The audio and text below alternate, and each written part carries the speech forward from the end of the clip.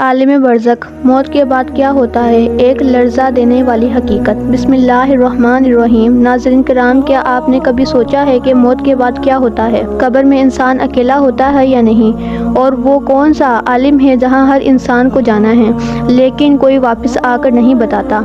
آج کی اس ویڈیو میں ہم بات کریں گے عالم برزخ کی، وہ دنیا جو موت اور قیامت کے درمیان ہے۔ یہ ویڈیو آخر تک ضرور دیکھیں، شاید یہ ویڈیو ہماری زندگی بدل دے۔ عالم برزخ کیا ہے؟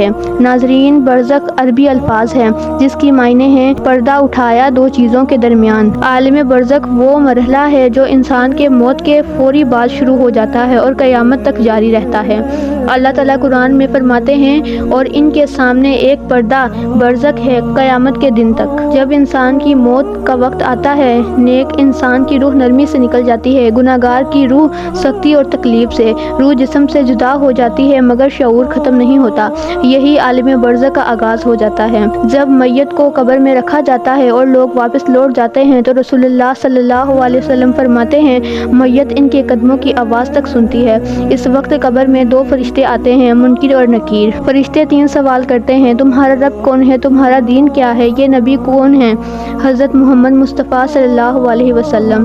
نیک انسان جواب دیتا ہے، میرا رب اللہ ہے، میرا دین اسلام ہے، میرے نبی محمد صلی اللہ علیہ وسلم ہے۔ قبر خشتہ ہو جاتی ہے، جنت کی ہوا اور خوشبو آتی ہے، قبر جنت کا باغ بن جاتی ہے۔ کہا جاتا ہے، سو جا، قیامت تک آرام کر۔ گناہگار کہتا ہے، ہائے مجھے نہیں معلوم۔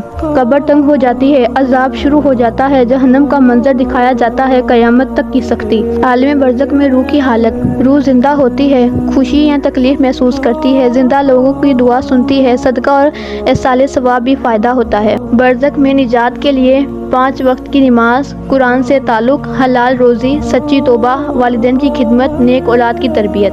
یاد رکھیں، یہ دنیا امتحان گاہ ہے، قبر پہلا نتیجہ ہے اور آخرت ہمیشہ کی زندگی۔ عقل مند وہ ہے جو برزخ کی تیاری آج کر لے۔ اگر یہ ویڈیو آپ کے دل کو لگی ہو تو اسے لائک کریں، اپنوں کے ساتھ شیئر کریں اور چینل کو سبسکرائب کریں۔ شاید آپ کی ایک شیئر کی ہوئی ایک ویڈیو کسی کی زندگی بدل دے۔ اللہ ہمیں قبر کے عذاب سے بچائے اور برزخ کو آسان فرمائے، آمین۔